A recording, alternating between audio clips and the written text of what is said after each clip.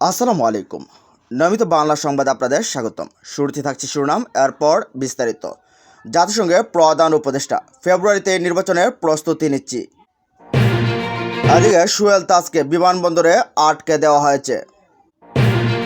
আর দেখছে বসানো হয়েছে টাইলস, লাগানো হয়েছে এসি। নোয়াখালী কারাগারে আওয়ামী লীগের এমপি একরামের জন্য রাজপ্রাসাদ।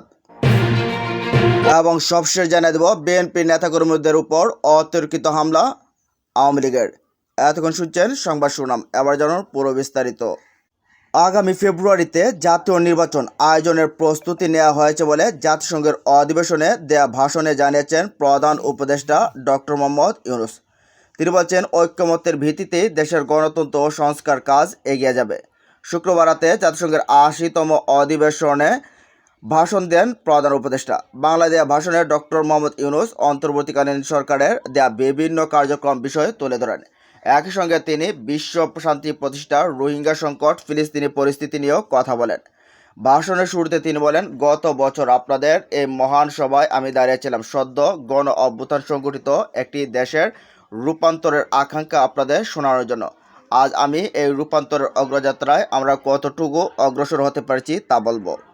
তিনি বলেন, এবছর আমরা জুলাই গণ অভ্যুত্থান এই প্রথম বার্ষিকী পালন করছি, যে অভ্যুত্থানে আমাদের তরুণ সমাজ স্বৈরাচারকে পরাভূত করেছিল, যার ফলে আমরা বৈষম্যমুক্ত ও ন্যায় বিচার ভিত্তিক সমাজ বিনির্মাণে অভিযাত্রা নতুনভাবে শুরু করতে পেরেছি। সেই বৈষম্যমুক্ত ও ন্যায় বিচার ভিত্তিক সমাজ বিনির্মাণের আকাঙ্ক্ষা পূরণের দায়িত্ব দেওয়া হয় আমাকে ও আমার সহকর্মীদের। ভেঙে পড়া রাষ্ট্র কাঠামোকে পুনর্গঠিত করে জনগণের আকাঙ্ক্ষা পূরণের জন্য প্রয়োজন ছিল ব্যাপক প্রাতিষ্ঠানিক সংস্কার। যে বিপুল জনসমর্থনের মাধ্যমে আমরা দায়িত্ব পেয়েছিলাম, তার প্রেক্ষাপটে আমাদের জন্য সহজ পথ ছিল নির্বাহী আদেশে সংস্কার কাজগুলো করা। কিন্তু আমরা বেছে নিই কঠিন পথ, অন্তর্ভুক্তিমূলক ও টেকসই পথ। তিনি বলেন, আমাদের লক্ষ্য ছিল ক্ষমতার ভারসাম্যপূর্ণ একটি গণতান্ত্রিক রাষ্ট্র কাঠামো গড়ে তোলা, যেখানে আর কোনো স্বৈরশাসকের আবির্ভাব হবে না। কোনো নির্বাচিত নেতা রাষ্ট্রের গণতান্ত্রিক স্বরূপ ক্ষুণ্ণ করতে পারবে না, কিংবা রাষ্ট্র ও জনগণের শাসক রক্ষকরা ভক্ষকে পরিণত হতে পারবে না। শাসন ব্যবস্থা, বিচার বিভাগ, নির্বাচন ব্যবস্থা, জনপ্রশাসন, আইন শৃঙ্খলা রক্ষা, দুর্নীতি বিরোধী কার্যক্রম, নারী অধিকার সহ সকল জাতীয় ও গুরুত্বপূর্ণ ক্ষেত্রে প্রয়োজনীয় সংস্কার করার জন্য আমরা 11টি স্বাধীন সংস্কার কমিশন প্রতিষ্ঠা করি। কমিশনগুলো জনমত যাচাই ও গভীর পর্যালোচনা করে বিস্তারিত সংস্কার কার্যক্রম সুপারিশ করে। এই সংস্কার সুপারিশগুলো টেকসইভাবে বাস্তবায়নের জন্য আমরা একটি জাতীয় ঐক্যমত্য কমিশন গঠন করি, যারা 30টিরও বেশি রাজনৈতিক দল ও জোটকে নিয়ে আলোচনায় বসে। এই কমিশনের লক্ষ্যে ছিল সংস্কার প্রস্তাবগুলো প্রতি দলমত নির্বিশেষে একটি টেকসই সামাজিক অঙ্গীকার তৈরি করা। আমাদের এই অন্তর্ভুক্তিমূলক পদক্ষেপ সফল হয়। আমরা জুলাই গণ অভ্যুত্থানের 1 বছর পূর্তিতে রাজনৈতিক দলগুলোর সঙ্গে একই মঞ্চে দাঁড়িয়ে সকলে মিলে জুলাই ঘোষণার মাধ্যমে এই সংস্কার কার্যক্রমের প্রতি আমাদের সময়াবদ্ধ অঙ্গীকার ব্যক্ত করি। অর্থাৎ আগামী নির্বাচনে যেই দলই জনগণের সমর্থন পাক না কেন, সংস্কার কার্যক্রম বাস্তবায়নে আর কোনো অনিশ্চয়তার অবকাশ থাকবে না। তিনি বলেন, আগামী বছরের ফেব্রুয়ারি মাসে আমরা জাতীয় নির্বাচন অনুষ্ঠানের প্রস্তুতি নিচ্ছি। পাশাপাশি স্বচ্ছতা, জবাবদিহিতা ও আইনের শাসন নিশ্চিত করার জন্য আমরা নিরবিচ্ছিন্নভাবে নাগরিক বান্ধব সংস্কার চালিয়ে যাচ্ছি। তিনি বলেন, আমাদের উন্নয়ন কৌশলের কেন্দ্রবিন্দুতে রয়েছে সুশাসন, সামাজিক অন্তর্ভুক্তি ও টেকসই উন্নয়ন। তিনি বলেন, দেশের পাচার হওয়া অবৈধ সম্পদ পুনরুদ্ধার করা বর্তমানে আমাদের অন্যতম শীর্ষ অগ্রাধিকার। গত 15 বছরের দুর্নীতির মাধ্যমে শত শত কোটি ডলার অবৈধভাবে বিদেশে পাচার করা হয়েছে। আমরা নিরলসভাবে এই সম্পদ ফেরত আনার চেষ্টা করছি, কিন্তু সংশ্লিষ্ট দেশগুলোর আইনি প্রক্রিয়া ও অন্যান্য নানাবিধ প্রতিবন্ধকতার কারণে আমাদের এই প্রচেষ্টা বাধাগ্রস্ত হচ্ছে। সংশ্লিষ্ট দেশগুলো ধীর সদিচ্ছা ছাড়া আমরা পাচার হওয়া অবৈধ সম্পদ পুনরুদ্ধার সফল হব না।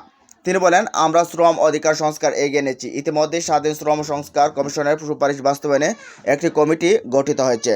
বাংলাদেশের শ্রম আইন সংশোধনের কাজ চূড়ান্ত পর্যায়ে রয়েছে, যেখানে ট্রেড ইউনিয়ন প্রক্রিয়া সহজ করা, মাতৃত্বকালীন ছুটি বৃদ্ধি ও আনুষ্ঠানিক ও অনানুষ্ঠানিক উভয় খাতে শ্রমিকদের জন্য সামাজিক সুরক্ষা সম্প্রসারণের পদক্ষেপ অন্তর্ভুক্ত করা হয়েছে।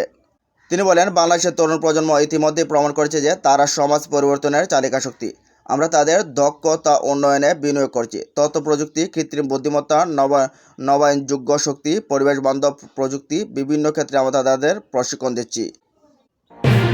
এদিকে সুহেল তাজকে বিমানবন্দরে আটকে দেওয়া হয়েছে। যুক্তরাষ্ট্রে যাওয়ার পথে হজরত শাহজালাল আন্তর্জাতিক বিমানবন্দরে আটকে দেওয়া হয়েছে আওয়ামী লীগের সরকারের সাবেক স্বরাষ্ট্র প্রতিমন্ত্রী সুহেল তাজকে। গতকাল তাজউদ্দিন আহমেদের কন্যা ও সুহেল তাজের বোন মাহাজাবিন আহমদ মিমি এমন অভিযোগ করেছেন। মাহাজাবিন আহমদ মিমি বলেন, গত বুধবার যুক্তরাষ্ট্রে যাওয়ার উদ্দেশ্যে শাহজালাল আন্তর্জাতিক বিমানবন্দরে যায় সুহেল তাজ। ইমিগ্রেশন পার হওয়ার সময় বিমানবন্দরের নিরাপত্তা দায়িত্বে থাকা নিরাপত্তা কর্মীরা তাকে বাধা দেন। বলেন, বিদেশ গমনে তার উপর বিধিনিষেধ আছে, তিনি যেতে পারবেন না। তবে কেন যেতে পারবেন না সে সম্পর্কে তারা বিস্তারিত কিছু বলেনি। এদিকে নাম প্রকাশে অনিচ্ছুক হযরত শাহজালাল আন্তর্জাতিক বিমানবন্দরের নিরাপত্তা দায়িত্বে থাকা পুলিশের স্পেশাল ব্রাঞ্চের ইমিগ্রেশন বিভাগের এক কর্মকর্তা বলেন, আসলে ভ্রমণ রোধ থাকায় সুহেল তাজ দেশ ছাড়তে পারেননি। তিনি বলেন, কেউ বিদেশে যাওয়ার ক্ষেত্রে আমাদের অগ্রাধিকার গোয়েন্দা তালিকায় নজর রাখতে হয়। এমনই এক তালিকায় তার নাম থাকায় যেতে দেওয়া হয়নি। উল্লেখ্য, আওয়ামী লীগ সরকার আমলে 2001 সালের নির্বাচনে গাজীপুর 4 কাপাসিয়া থেকে জাতীয় সংসদ নির্বাচিত হন সুহেল তাজ। 2008 সালে একই আসন থেকে সংসদ সদস্য হিসেবে নির্বাচিত হন। 2009 সালের 6 জানুয়ারি আওয়ামী লীগ নেতৃত্বাধীন মন্ত্রিসভার স্বরাষ্ট্র প্রতিমন্ত্রী হিসেবে দায়িত্ব পালন করেন সুহেল তাজ। ওই বছরেই 31 মে মন্ত্রিসভা থেকে ব্যক্তিগত কারণ দেখিয়ে পদত্যাগ করেন তিনি। 2012 সালের 23 এপ্রিল সংসদ সদস্য পদ থেকেও পদত্যাগ করেন সুহেল তাজ। এদিকে বসানো হয়েছে টাইলস, লাগানো হয়েছে এসি। নোয়াখালীর কারাগার যেন একরামের রাজপ্রাসাদ। কারাগারে বন্দি তিনি, যেন তেন বন্দি নন, ভিআইপি বন্দি পেয়েছেন ডিভিশনও।